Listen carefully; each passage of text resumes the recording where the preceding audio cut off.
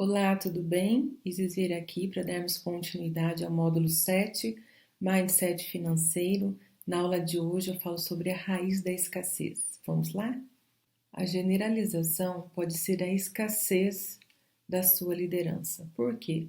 Existem muitas pessoas que usam tudo ou nada para justificar ou procrastinar as ações necessárias, como, por exemplo, um gestor falar que ele não tem nada de ferramentas para gerir de forma adequada a sua equipe, ou que ele precisa de tudo que seja organizado no momento certo para conseguir gerir a sua equipe.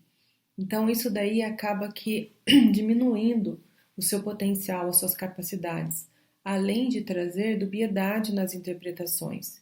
Olha como esses exemplos de palavras totalizantes como sempre, tudo, nada, todos, ninguém, jamais, ou palavras de sentido coletivo como população, família, sociedade, elas são armadilhas para as generalizações.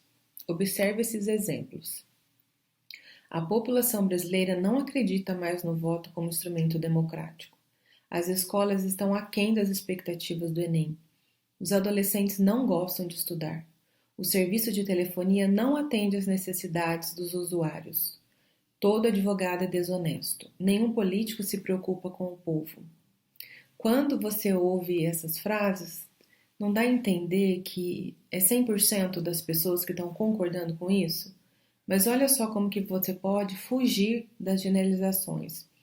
Grande parte da população brasileira, a maioria das escolas, geralmente alguns adolescentes, com muito acerto, Nelson Rodrigues, que foi jornalista e dramaturgo brasileiro, toda unanimidade é burra. E verdade seja dita, unanimidade e generalização são expressões que dialogam entre si. Quando se generaliza, acata-se o que sopra o senso comum e deixa de lado a capacidade de construir um argumento original.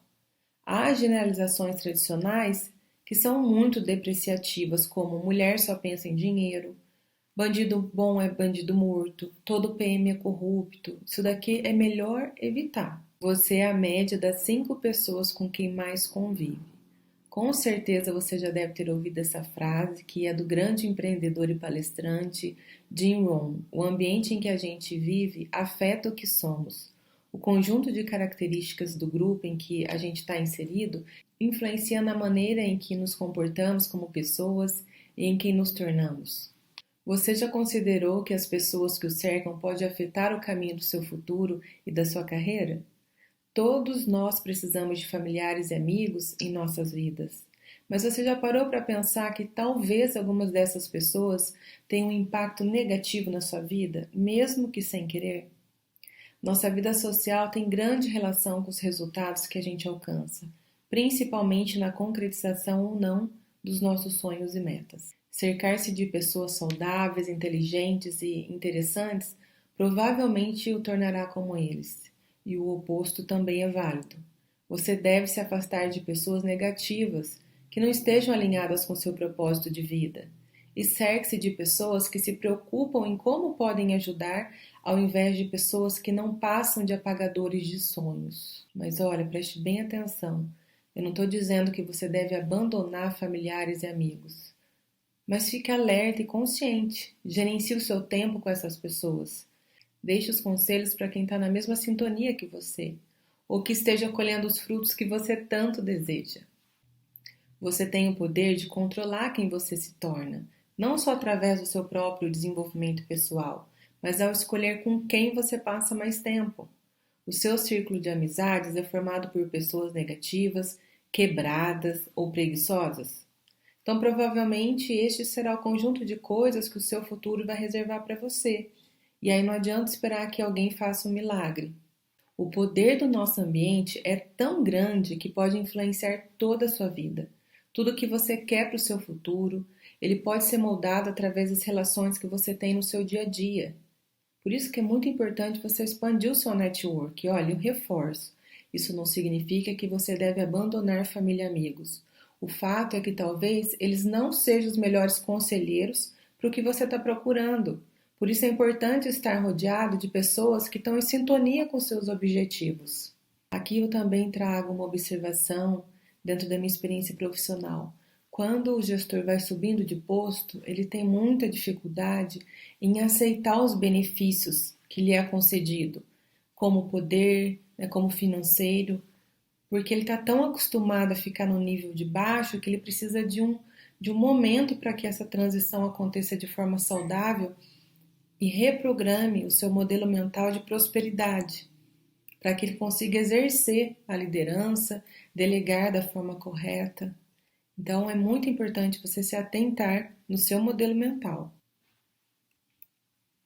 A pirâmide de Maslow, ou a hierarquia das necessidades de Maslow, é um conceito criado pelo psicólogo norte-americano Abraham Maslow, que determina as condições necessárias para que cada ser humano atinja sua satisfação pessoal e profissional. De acordo com a ideia de Maslow, os seres humanos vivem para satisfazer as suas necessidades, com o objetivo de conquistar a sonhada autorrealização plena. O esquema descrito na pirâmide de Maslow trata justamente da hierarquização dessas necessidades ao longo da vida do ser humano. A pirâmide é dividida em 5 níveis hierárquicos, cada um formado por um conjunto de necessidades. Na base da pirâmide estão os elementos que são considerados primordiais para a sobrevivência de uma pessoa, como a fome, a sede, sexo, respiração. Para progredir na hierarquia, é necessária a conquista das condições elementares da pirâmide, passando para os próximos níveis um a um, até alcançar o topo. Um fato que eu tenho observado durante muitos anos como consultora é que vários profissionais, quando atingem cargos de alta gestão, por exemplo, têm dificuldade de enxergar esse novo panorama porque ainda está lá enraizado nos processos operacionais. Ele não consegue se enxergar nesse novo modelo mental de prosperidade, de liderança, de ser inspiração para outras pessoas. É preciso ajuda, de repente, de um coach para que ele reprograme o seu modelo mental do que é um cargo de liderança. E existem algumas particularidades em relação às etapas da pirâmide que devem ser levadas em consideração. Por exemplo, se esse gestor tem muita necessidade fisiológica. Ela é a base da pirâmide, onde estão as necessidades básicas de qualquer ser humano, como a fome, a sede, a respiração, a excreção, o abrigo e o sexo, por exemplo. É preciso entender cada etapa da pirâmide e ir reprogramando seu modelo mental. Olha, uma etapa deve ser saciada, pelo menos em parte, para que você passe para o próximo nível da hierarquia. As necessidades da autorrealização nunca são saciadas. Sempre que uma necessidade se sacia, surgem novas ânsias e objetivos. As necessidades fisiológicas nascem com os seres humanos e são as mais fáceis de serem saciadas, ao contrário das outras etapas. Quando se conquista determinados elementos de um grupo de necessidades, o indivíduo sempre se motiva em conseguir atingir mais objetivos. As necessidades insatisfeitas, ou seja, que não conseguirem ser cumpridas, elas implicam reações negativas no comportamento do indivíduo, como frustrações, medos, angústias, inseguranças. Maslow ainda identificou que após a construção do esquema da pirâmide, outras 2 necessidades do indivíduo que se considera autorrealizado que foram classificadas como cognitivas. Uma delas é a necessidade de conhecer e compreender o mundo à sua volta, como a natureza, a sociedade e o universo funcionam, por exemplo. A outra característica chama-se necessidade de satisfação estética, que significa a procura pela perfeição, a simetria, a arte e a beleza em geral. Esse exemplo está relacionado com a exigência do ser humano em estar, por norma, sempre dentro do padrão de beleza vigente na sociedade. Que curioso, né? Eu espero que você tenha aproveitado essa aula. A gente se vê na próxima.